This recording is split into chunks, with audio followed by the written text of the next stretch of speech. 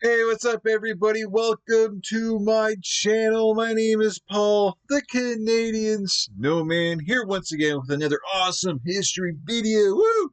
Uh, this is pre-World War One stuff, so that would be, I don't know, that's still modern warfare, right?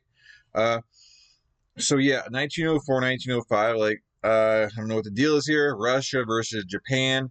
I didn't know that there was, you know, something going on between the two. Just in history. I think that was World War II stuff I might be thinking about. I don't know.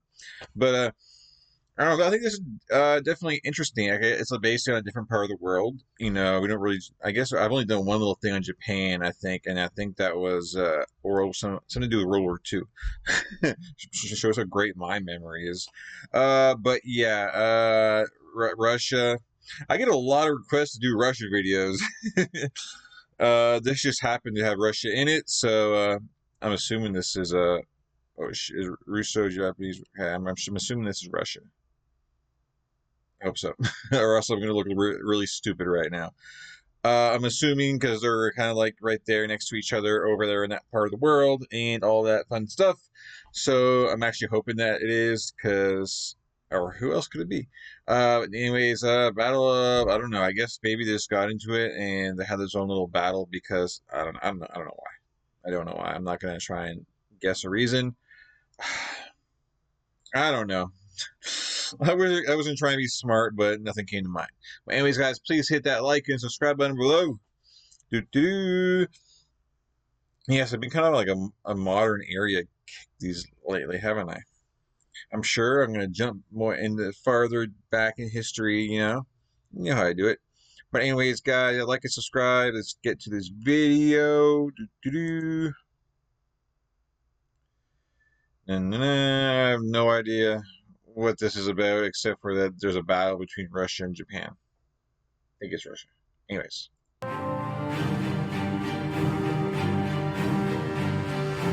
And if you're new to this channel, definitely check out Kings and Generals. I do a lot of their videos, a lot. Amazing channel, so definitely check them out and subscribe to them as well. And if you're new to this channel, I've done so many reaction videos. Can't really name them. Just go into the playlist. You probably find something cool that you're interested in. Right, guys? All right. Anyways, bam. Forgot my drink. Dang it.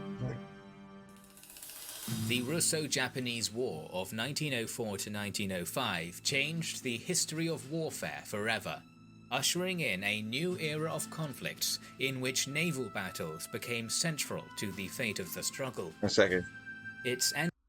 I feel like my volume is down. Yeah, okay. I can barely hear it. Ending had long-term consequences, becoming another factor that made the First and the Second World Wars inevitable. In this video, which was voted on by our patrons and YouTube sponsors, we will cover the naval portion of this war, with a focus on the Battle of Tsushima. This video is sponsored by World of Warships. World of Warships. So basically, yeah, this is a big deal. And it's on this part of the video. I'll say. Click the link below to play World of Warships, MS Campbellton premium ship, 1 port slot, and 3 days of premium time. Okay, so there's actually a war going on. This is just one battle, I guess, we're covering. Okay, that's cool. Naval, I love watching naval battles. I think naval battles are so interesting, and I actually covered quite a few lately. So yeah, cool. In 1868, Japan entered a modernization period called the Meiji Restoration. In the same year, the Imperial Japanese Navy was formed, showing that Japan was now vying for naval dominance in the region. Lacking industrial capacity, I think it just makes sense for Japan to have naval dominance, because I almost think of like Japan as like the United Kingdom, just in opposite sides of the world kind of thing, because if you're an island nation, it just makes sense to have a pretty crazy badass navy, right? So, and it makes sense, right? Anyways. Naval dominance in the region.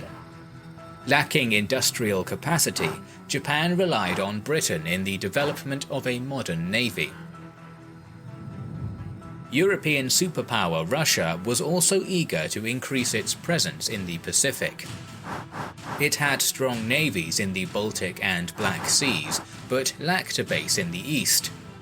In 1860, Russia acquired Vladivostok from China and turned it into a naval base in 1871. Russia also started building the Trans-Siberian Railroad to link Moscow with Vladivostok in 1891. And although Vladivostok... It just seems to me like I'm very surprised that, I guess I shouldn't be very surprised, Russia is a pretty dominant country, but like the whole east side of Russia, there's really not much going on. I mean, this might show how, I guess, dumb and how little less I know, but it just seems like Japan could just walk into Russia and kind of take part of their country right there, because it seems like most of the power and manpower, all that is in the West. But I guess with this rail line is basically probably it's just huge. Like if you were to cut this rail line off or something, I don't know. It seems like you'd have a good advantage, good I don't know. They're gonna show me right now why I'm wrong, but anyways, I feel silly for bringing that up. Vladivostok was in a prime position to exert naval power. It wasn't a warm water port, which Russia desperately needed. Meanwhile, China, which was reeling from defeats at the hands of the European powers, bought 2 battleships from Germany in 1885. That threatened Japan, as it lacked financial resources to acquire its own. In 1893, Japan ordered 2 battleships from Britain, but the war between China and Japan erupted in 1894, so Japan had to rely on its cruisers. To the shock of the entire world, Japan won the war in less than a year, managing to destroy one of the Chinese battleships and capturing another. The Treaty of Shimonoseki in 1895 transferred Korea into the Japanese sphere of influence, while China had to pay war reparations and also ceded control of Taiwan and the Liaodong Peninsula to Japan. The latter was crucial, as this peninsula was home to the strategically crucial naval base of Port Arthur. Control over this port solidified Japanese power in the Yellow Sea.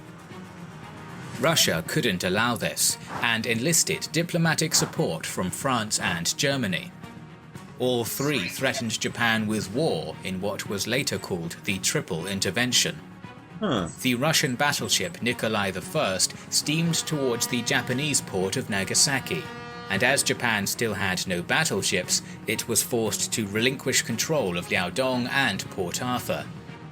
A year later, Russia secured a 25-year lease on this territory from China and finally gained a warm water port. Japan was humiliated, and that created strong revanchist desires. 4 more battleships were ordered from Britain. Both sides participated in the quelling of the Boxer Rebellion in China, but that made the situation worse, as Russia increased its military presence in Manchuria and Japan considered it a threat. Other European powers were wary of the increased Russian presence in Asia, especially Britain, which entered an alliance with Japan in 1902. Oh wow. All that made the war inevitable. By 1903, Japan created a fleet based at Sasebo with 6 battleships, 10 cruisers and 40 destroyers. Meanwhile, Russia had 7 battleships, 8 cruisers and 25 destroyers at Port Arthur. Russia always does things bigger, man. Russia is the biggest country in the world, and it's just go big, man. Russia's like, hey, you got that many? I want to put this many down. Go Russia. But this is definitely interesting how Britain is Japan is buying all their ships from Britain. I mean, it makes sense. I mean, naval power Britain, but that they're allies. So that this is already. I'm actually really interested in this right now. It's very neat. At this, 8 cruisers and 25 destroyers at Port Arthur. At this point, we should mention the absolute importance of the battleships. It was expected that the naval conflicts of this period would be decided by these engines of war. They might be about to explain this, but when we do these like older videos, I mean, it's still Modern Warfare. It's over 100. It's over 100 years old, and it's still kind of like, I guess I would think, like the newer age of like steel, and battleships. Like, who makes these things the best? Like, on both sides, like, does Japanese have the better stuff because maybe Britain is probably more advanced in this kind of stuff, or does like Russia and China, are they the ones that kind of got the best stuff over here? I'm kind of curious back then, like, who had the best ships. I guess I'm gonna find out. Conflicts of this period would be decided by these engines of war. Unlike Japan, Russia was able to build its own battleships. Yet the technology used was mostly British, French, and German, so neither side had a clear technological advantage, and a duel between battleships would boil down to the experience and talent of the officers and crews. Okay, I got you. Ironically, this war would be the first and the last naval conflict decided by battleships, as in a decade, submarines and air power would change the balance of power yet again. In 1904, Japan demanded that Russia demilitarize Manchuria. Russia refused, and on February 6th, Japan severed diplomatic relations. Tsar Nikolai immediately ordered the commander of the fleet at Port Arthur, Admiral Stark, to not fire the first shots, so that Japan would be seen as the aggressor. On February 8th, Japan... I'm sorry, like, I'm pretty naive here. I was like, why is it like Finland flags? I guess back then they were I guess they're still part of Russia. I get all my timelines mixed up. I'm sorry, guys. Looking at the Russian flags, it just confuses me that they're I'm used to like a Russian flag. I don't know. It threw me off. It throws me off. Am I the only one? That Japan would be seen as the aggressor. And then the flags here, I guess that actually back then, right? That was the flags because it was before the Soviet Union and all that stuff. So okay, that's definitely interesting. That's cool. On February 8th, Japan declared war. However, according to Russian sources, the declaration reached Petersburg on the next day. So Russia considered the attack on the 8th to be in violation of the rules of war. Commander of the Japanese fleet, Admiral Togo, knew that he needed to neutralize the Russian fleet at Port Arthur as soon as possible, as the Russian fleets in the Baltic and Black Seas would be able to reach the Asian theater in 4 months. Conversely, Russian strategy was deliberately passive, as they just needed to defend around Port Arthur and wait for the reinforcements. On the night of February 8th, Togo made his first move. At midnight, his destroyers closed in and launched torpedoes against the Russian battleships. 2 of them, Cesarevich and Radvizin, received heavy damage and were towed to be repaired. Togo hoped that the Russians were now panicking, and at noon on the 9th moved his fleet within range. Unfortunately for him, the Russians were ready, and his ships were fired upon by both the enemy ships and the coastal batteries. Wow. His ships were not able to withstand that, and 20 minutes later, he ordered them to turn back. The blockade of Port Arthur had begun. On March 7th, Admiral Stark was replaced by Admiral Makarov. Togo decided to try a new tactic. On March 22nd, 2 of his battleships were sent to the southwest side of the Liaodong Peninsula, where they could not be seen by Russian coastal batteries, and started bombarding the enemy fleet, dealing some damage before the Russians managed to relocate their batteries and fire back. Meanwhile, the situation on land changed, as Japanese troops were now in striking distance of Port Arthur, so Togo needed to seal it off to prevent the escape of the Russian Navy. On April 12th, Japanese destroyers placed 50 mines close to the harbour mouth. Makarov spotted them and attempted a sortie with 2 battleships and 4 cruisers. This was an ambush, as suddenly 5 of Togo's battleships appeared from the mist and opened fire at the Russians, and the latter had to head back to the safety of the port. However, the battleship Petropavlovsk struck a mine and sank, along with Makarov. Another battleship, Pobeda, also hit a mine, but was able to make it into the port. Untested Rear Admiral Vidgeft was appointed the new commander. His approach was more passive, and that allowed the Japanese to land an army to the northeast of Port Arthur on May 5th, basically cutting the Russians off. Togo resumed skirmishes, and in response, Vidgeft started mining off possible bombardment positions. That worked out, as on May 15th, Japanese battleships Hatsuse and Yashima struck mines and sunk. In June, the Russians finally repaired Redvizan, Cesarevich and Pobeda. They needed to break out in order to get to Vladivostok, and on June 23rd, the whole squadron sailed out of the harbour. Togo couldn't allow the Russians to escape. Initially, his squadron moved parallel to the Russians, out of firing range, but gradually closed the distance and started a long-range duel. Although Vidgeft had the numbers on his side, he ordered his ships to sail back to port. This is pretty cool, man.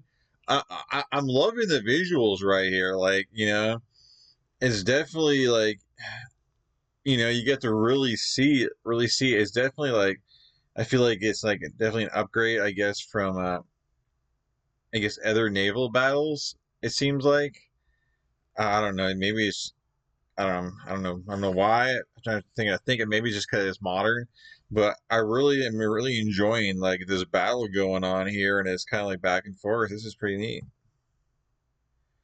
I mean, right now it doesn't seem like there's a winner. Like, you know, one side doesn't seem to be like blowing the other side of the water, but the Russians, they just want to defend their area. I mean, and they're doing a pretty good job at it right now. So I guess they're the ones in the lead right now because.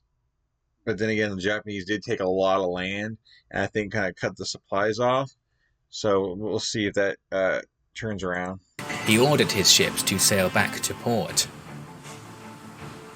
Despite all the attempts to delay the Japanese land forces, by August 7th they were shelling Port Arthur's harbour, damaging Redvizan yet again. Finally, on the 10th, a direct order from the Tsar forced Vidgeft to attempt another escape to Vladivostok. Togo was not prepared for this, as part of his navy was assisting the ground campaign. Still, over the next few hours, Togo managed to build up his fleet. In the battle that would later be known as the Battle of the Yellow Sea, the Japanese used their cruisers as they would do with the battleships, closing in fast in order to use the smaller caliber guns.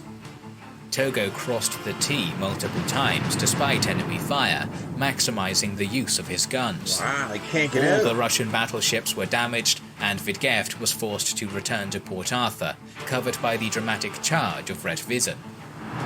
In December, Japanese land troops captured the hill overlooking the city and started firing directly towards the Russian ships. Most of them were sunk. Wow. On January 2nd, 1905, the city fell, and the majority of the Russian Pacific Navy. Get a We Believe in Heroes cap when you make a $25 purchase and a $1 donation to the Intrepid Fallen Heroes Fund. The Japanese won the battle? I'm sorry, I designed guys. a Grip 6 belt because there was 3 things that I hated about belts. The Navy was gone. Wow. Okay, the episode's not over yet. Like, Japan just, like, man, walked in there, man. It's like they just took over. Like, Russia could not escape their ships. Let's see how this plays out. Meanwhile, in May of 1904, the Russians decided to send 2 more squadrons from the Baltic and Black Seas in order to help the Pacific Fleet. The new fleet, commanded by Rozhestvensky, managed to depart in October and was in Indochina by May of 1905. Oh, wow. Rozhestvensky had 7 old and 4 new battleships, alongside 6 cruisers and 9 destroyers. His plan was to move directly to Vladivostok via the Tsushima Straits. That gave I forgot how far you gotta how far by water it takes them to get there. They basically had to go almost around the entire, what, around Europe, around Africa, and like halfway around Asia. I mean, oh my God, I wonder how long it takes for those ships to go that far. To move directly to Vladivostok via the Tsushima Straits. That gave Togo ample opportunity to repair his ships at Misan and place his radio-equipped scout ships in a fashion that would allow him to learn about the inevitable Russian counterattack. By the time the 2nd Pacific Squadron reached the battle scene, it was in poor condition. On top of their low morale, the Russians did not have an opportunity to perform proper maintenance on their ships. On the night of May 26, 1905, the Russian fleet attempted to pass the Tsushima Strait in a thick fog, but was detected by the Japanese. At 4:55 am, Captain Narukawa of the Shinano Maru sent a wireless message to Togo, head of the Japanese Navy, and informed him about the Russian fleet nearby. This was a new technology at the time, and it enabled the Japanese to block the Russians very quickly. At 13:49, the engagement began. The Japanese combined fleet consisted of 5 battleships, 26 cruisers, 21 destroyers, and 43 torpedo boats. The Russians started firing on the leading Japanese ship, Mikasa, but the Japanese response on the flagship, Knyaz Suvorov, was more precise. By 14:45, Admiral Togo was able to cross the Russian T. This meant that the Japanese fleet was in a perpendicular position to the northward moving Russian fleet, allowing him to fire broadsides, while the Russians could only reply with their forward turrets. This was possible due to the superior speed of the Japanese ships, which could sustain 15 knots, while the Russian ships were able to reach only 14 knots in short bursts. In the first hour of the battle, the Japanese were able to sink the battleship Osliabya and significantly damage 2 others. Another battleship tried to break through towards Vladivostok. Admiral Togo maneuvered to change the engaged side. Part of his fleet took a course away from the Russian fleet and then turned around to fire on the left side of the Russian ships, which enabled the Japanese ships to have the same firepower as in the beginning of the battle. After 3 hours of heavy battle, the line of the Russian fleet was broken and disorganized. Rozhestvensky was heavily injured and surrendered command to Rear Admiral. I guess it's not surprising. I mean, Japan's been in battle. They're like basically veterans. They got the experience, and apparently have the better ships. They said that Russia, sends some old ships, so there's big reason why Japan was, they had better ships. They're faster, had more experience. It just bound to happen that they were going to come out on top. And was it the beep beep beep? That's like a telegraph, right? Isn't that what that is? And the new technology coming out, man. Woohoo! 1900s, man. Anyways. Rozhestvensky was heavily injured and surrendered command to Rear Admiral Nibogatov. He wouldn't know about this until an hour later. The Japanese fleet took a parallel course with the Russians and managed to cross the Russian T again. Wow. Within 20 minutes of this engagement, 2 Russian battleships were sunk. The Russian fleet was devastated and the battle was effectively over. But Admiral Togo aimed for complete victory over the Russians in the Pacific, and thus sought to continue to chase the remainder of the Russian fleet, aiming to reach Vladivostok. You can't blame them. 21 destroyers and 37 torpedo boats were employed to achieve complete victory over the Russians. Destroyers attacked the Russian vanguard, while the torpedo boats attacked from the east and south of the Russian fleet. The Japanese were able to surround the Russians and cause panic among their ranks. The night attacks had put a great strain on the Russians, as they had lost 2 battleships and 2 armoured cruisers, while the Japanese had only lost 3 torpedo boats. In the morning of May 28th, Rear Admiral Nebugatov ordered the 6 remaining ships under his command to surrender. Japan was able to succeed in the Battle of Tsushima thanks to its more evolved gunnery, faster pace, and better use of the wireless telegraph, along with tactical superiority. Exactly, just said that. Russia suffered a heavy defeat, with the loss of all of its battleships and most of its cruisers and destroyers, while the Japanese Navy only lost 3 torpedo boats. The Russians lost 4,380 killed and 5,917 captured, including 2 admirals, while Japan lost 117 men. The Battle of Tsushima effectively ended the Russo-Japanese War in favor of Japan. For the first time in a very long period, an Asian power defeated a European powerhouse. This weakened the prestige of the Russian Empire, which was one of the key triggers of the Russian Revolution in 1905. Meanwhile, Japan solidified its place as a force to be reckoned with in the Pacific and Far East. Thank you for watching our video on the Russo-Japanese War. It is often difficult. That is very interesting, because I guess I never really thought about Japanese as being this big naval power. Except, I mean, I guess they kind of were in the beginning of World War II. I mean, those were planes that kind of bombed, Pearl Harbor. I'm also curious, because I know, like, in World War II, the Japanese, they were, like, ruthless to their enemy. Like, if you surrender, like, you're basically going to get tortured to death. I wonder if it was, like, back then was, like, a similar thing, I'm kind of curious.